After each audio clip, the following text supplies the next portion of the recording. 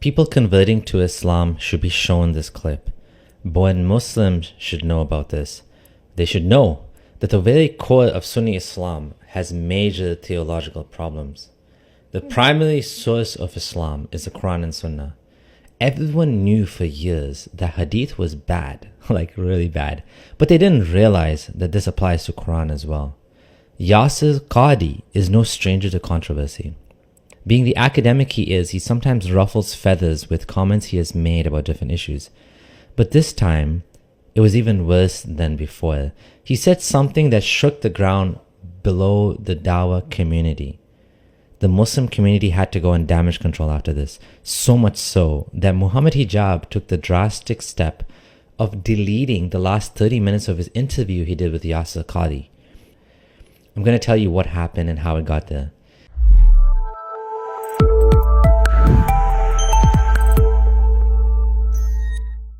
I'm going to share with you what happened in 2020 and how the holes in the Quran narrative got started. I'm your friendly ex-Muslim, Abdullah Samir. I'm exploring the topic of Islam and how it affects the lives of believers and disbelievers. Welcome to my channel if you're new here. Yasir had established rapport with Muhammad Hijab. Muhammad was giving him the chance to air some difficult questions and tackle them on his established platform. This gave Yasir Qadi a safe space, supposedly, to discuss with someone friendly on his side while quashing the rumors about his doubts that were going around everyone seemed to keep talking about. It was a smart move, or so he thought. Thing is, Hijab and Qadi underestimated how not ready the community was for this. So one of the brothers, he did something, again, unethical. He was expelled from the list, and the list was basically banned because of that, stopped because of that. He couldn't refute to my argument, so he sent it to one of your madkhalis in England. And so then, of course, this madkhali gave it to the other one, and so obviously, everything, all whatever broke loose. But again, this was not something I brought up in public, and I would never bring it up in public. And I don't think it is wise to bring it up in public. So what he's saying here is that there was a private scholarly discussion list that Yasir Qadi was on, where he was speaking about the problems he's seen with Quran preservation. I actually have some of those emails. Guess who leaked them? Fareed. Fareed leaked these to Dawah Man to expose Yasir Qadi. But instead, this moron ended up creating the biggest scandal on the internet for Islam. In this email, Yasir Qadi stated the Quran is not letter for letter, dot for dot preserved. He said, how can we understand the Quran as being Kalamullah, meaning the speech of Allah, when clearly there are some human aspects to it? He comes up with proposals, one of them being that we assume that the recitations of the Quran, none of them are divine. Now, this is actually shocking because currently, all the recitations are considered equally divine, equally revelation. He then says that a failure to do so, meaning to deal with these problems, will lead to major problems amongst an ever-growing group of intellectually curious Muslims for whom the standard medieval narrative simply holds little academic weight. I believe I've mentioned this on the list before. I personally am aware of around a dozen Muslims in academia who have major crises of faith and perhaps one who has left the faith because of this issue. And I also have confessed on this list that my own personal crisis of knowledge, I wouldn't call it a faith crisis, although perhaps it came close, was when I entered into this realm during my first year at Yale and felt my world come crashing down in front of me. I didn't know what to believe about the hifth, meaning preservation, of the Quran anymore, because there was no alternative. You either had non-Muslim views or these simplistic, standardized, triumphalistic claims that a rational mind simply cannot acknowledge as true. Like, just wow. Imagine finding out after all these years that you have been taught a lie, taught an oversimplified false dogma, and now you're struggling to maintain your faith, almost falling into a crisis. And then sharing this privately with scholarly-like people just for it to be exposed to the masses. Every single student of knowledge knows, who studies Ulum al-Quran, that the most difficult topics are Ahruf al-Qira'at.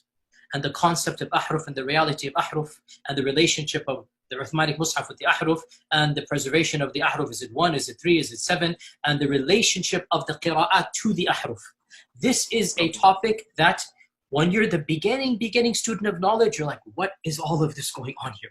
When you go a little bit more, you learn to simply memorize what your teachers say and regurgitate it out. And you don't fully comprehend. When you do a deep dive is when things get very, very awkward and difficult. Very awkward and difficult the more you look into it. It even goes back to the time of the Sahaba, the companions, where the companion of Muhammad, Ubay, had a doubt. And this isn't new. This is from the time of the Sahaba. In the Sahih or the Hasan hadith of Ubay bin Ka'b, the hadith of the ahruf, that when the Prophet ﷺ mentioned the issue of ahruf, and that there are different ahruf and whatnot, this is in the version of Muslim Imam Ahmad, Ubay bin Ka'b says, authentic hadith, فَدَخَلَ فِي نَفْسِي شَكٍّ. In my heart a doubt came that I hadn't had about Islam since the days of Jahiliyyah. This is not a joke, brothers and sisters. The issue of ahruf and qira'at caused confusion to somebody whom the Prophet ﷺ said, if you want to listen to the Quran directly, listen to Ubay. Ubay is not some even average Sahabi. He is the Qari of the Quran. He is the master. He is who he is. And he goes, فَدَخَلْ فِي نَفْسِي شَكٍّ. Like, what is all of this stuff? And the Prophet put his hand, and then he goes, it all went away. I love that the Sahaba, the companion of Muhammad, had a doubt. You know what? That's a good thing. But the solution wasn't a discussion. But Muhammad put his hand on his heart and it all went away. Imagine if life was so simple like that. Yeah, don't worry about the contradictions and problems. Just, let the Prophet put his hand on your heart and it's all gone. Like, 1400 years later, we look at him and we're like, yeah, okay, sure. Now, for the first time, I'm telling you here, what was the crisis? I mentioned it, referenced it, but I never explicitly said it. Why didn't I say it? Because it should not be said in public. But unfortunately, these brothers, because they released the emails, so then I have to then get it. This was the issue.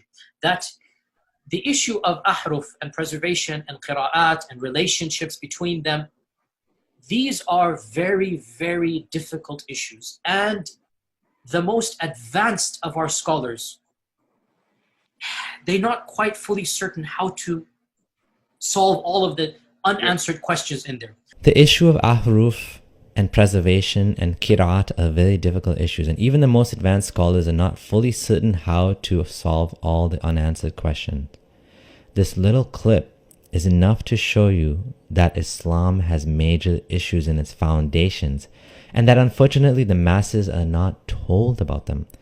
But then there's even more. We're not done yet. Qadi admits that this is a well-known problem among scholars. Well-known secret among academics, he says. The story of the emperor with no clothes is a story of an emperor who was sold the most amazing invisible clothes. The most beautiful clothes, he was told, is so beautiful. But the most obvious thing people realize is he was just naked and he got scammed. Here he was walking around and nobody wanted to tell him, you're just naked. And that's what he's saying Islam is like right now. They're all walking around thinking the Quran is preserved, but it's not. Just like the emperor with no clothes. And by the way, this is now a well-known open secret amongst many Muslim graduate students and academics around the world. And this is well known. Traditional understandings of ahruf and qira'at cannot answer some of these pressing questions that are now being poked by our people by our academics, by their academics outside of the faith tradition. You see, in a Muslim environment, there's always some respect that we have for the Quran. We should. In a Muslim environment, we'll press a little bit and then we'll say, okay, khalas, sami'na wa ata'na. And that's great, alhamdulillah. When you go to academia, they don't have that red line.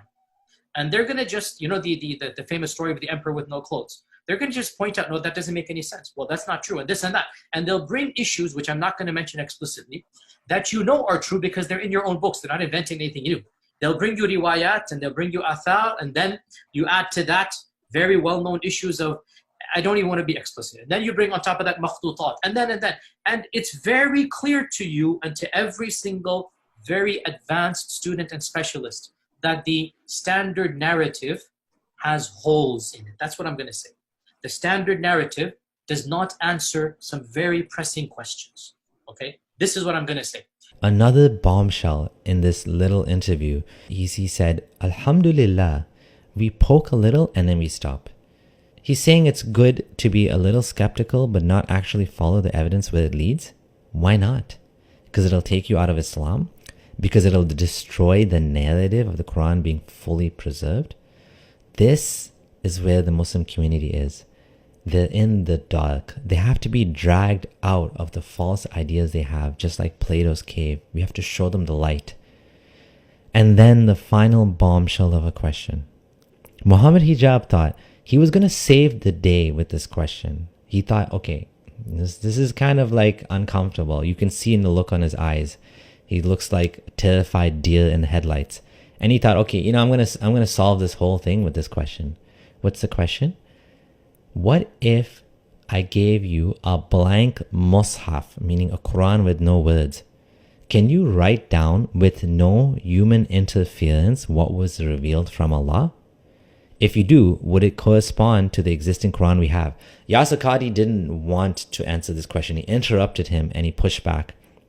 In fact, he got so irritated at the repeated questioning and said, "You're pushing me and I don't want to talk about this."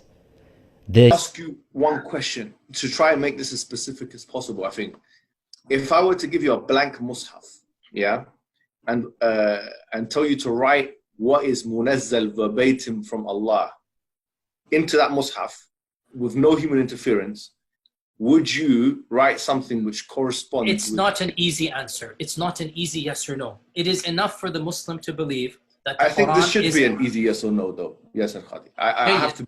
Okay, very, very well. So, yeah, Muhammad, after we get off this phone call, me and you, let's have a number of discussions. No problem. I'm very open with advanced students.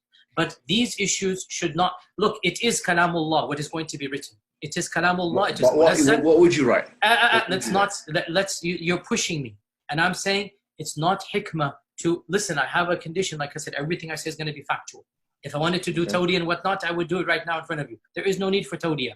The Quran is the uncreated speech of Allah. The Quran is preserved. The Quran is known. The Quran is mutawatir. And alhamdulillah, all of the qira'at are the Quran. All of the qira'at are authentic. Alhamdulillah. Leave it at that, ya akhi. Beyond this, honestly, I have no problem. We'll have discussions or take my class. But beyond this requires background information. It is enough for the Muslim to know that the Quran is the speech of Allah that has been protected, and what we recite is the kalam of Allah. That is enough for the Muslim to know. I appreciate what you're saying, but you have it. This is the reality of the situation. And don't blame or thank Yasir Qadhi. This is a group effort. Fareed, Dawaman, Muhammad Hijab, and all of them were involved in this production. And funny thing is, all of them have been involved with me too. Other than Yasir Qadhi, who didn't want to admit that he was triggered by my video I made about his doubts.